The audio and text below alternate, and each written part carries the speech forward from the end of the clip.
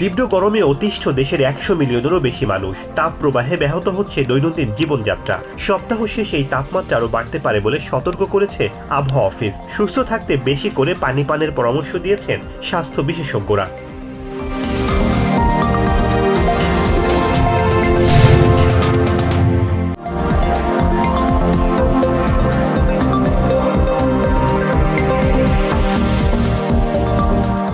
লেবাননকে আরেকটি গাজায় পরিণত হতে দেয়া যাবে না বলে সতর্ক করেছেন জাতিসংঘ মহাসচিব অ্যান্টোনিও গুটেরেস। তিনি বলেন, মধ্যপ্রাচ্যের সাধারণ মানুষ গাজার মতো আরেকটি রক্তক্ষয়ী যুদ্ধের ভার বহন করতে পারবে না।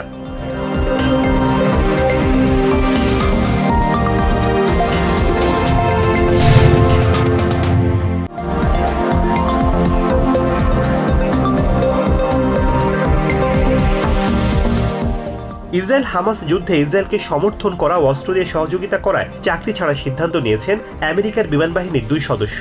এক সাক্ষাৎকারে এই 2 সেনা বলেন, আমেরিকার দিয়ে অস্ত্র ব্যবহার করে গাজায় গণহত্যা ও ধ্বংসযজ্ঞ চালাচ্ছে ইসরায়েল।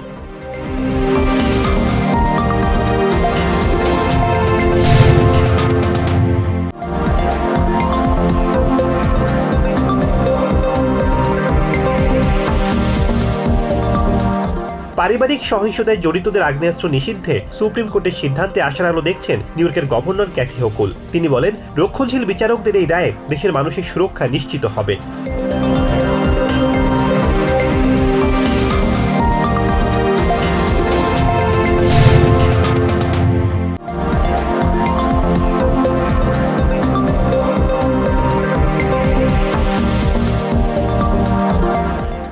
নিউ ইয়র্ক সিটির কুইন্সের জ্যাকব রিজ পার্ক সৈকতে নেমে নিখোঁজ হয়েছে 2 কিশোর। শুক্রবার সন্ধ্যায় নিখোঁজ হয় তারা। তাদের উদ্ধারে কাজ করছে কোস্ট গার্ড সহ একাধিক বাহিনীর সদস্যরা।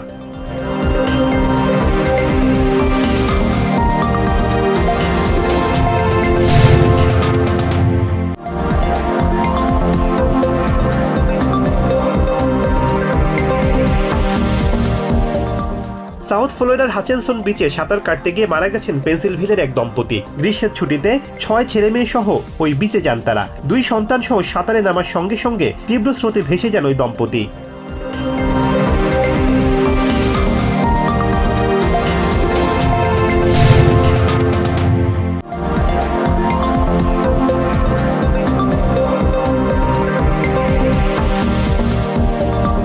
নিউ ইয়র্ক সিটির ম্যানহাটনের সাবওয়ে স্টেশনে ছুরিকাঘাতে এক ব্যক্তি নিহত হয়েছেন। শুক্রবার সন্ধ্যায় এই ঘটনা ঘটে। পুলিশ জানিয়েছে, হামলাকারী ও ভুক্তভোগী একে অপরের পূর্ব পরিচিত।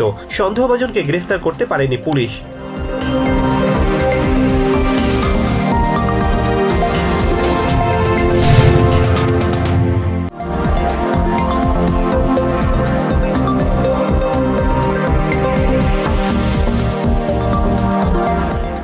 সিলেটের বন্যা পরিস্থিতির উন্নতি হয়েছে। পানি নেমে যেতে শুরু করে আশ্রয় কেন্দ্র থেকে বাড়ি ফিরছে মানুষ। তবে কুড়িগ্রাম, রংপুর, লালমনিরহাট সহ আশেপাশের জেলাগুলোতে বন্যা পরিস্থিতি এখনো স্থিতিশীল।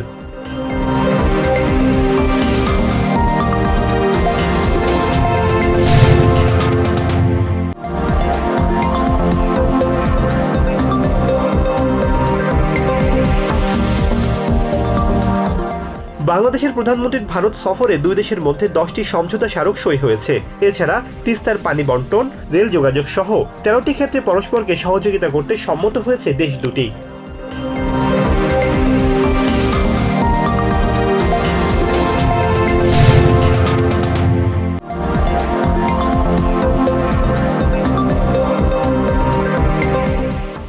অ্যান্টিগায় টি-20 বিশ্বকাপের সুপার 8-এর ম্যাচে বাংলাদেশকে 50 রানে হারিয়েছে ভারত। শুরুতে ব্যাট করে 5 উইকেট হারিয়ে 156 রান করে ভারত। পরে ওই রান তাড়া করতে নেমে 6 উইকেট হারিয়ে 140 রানের বেশি করতে পারেনি বাংলাদেশ।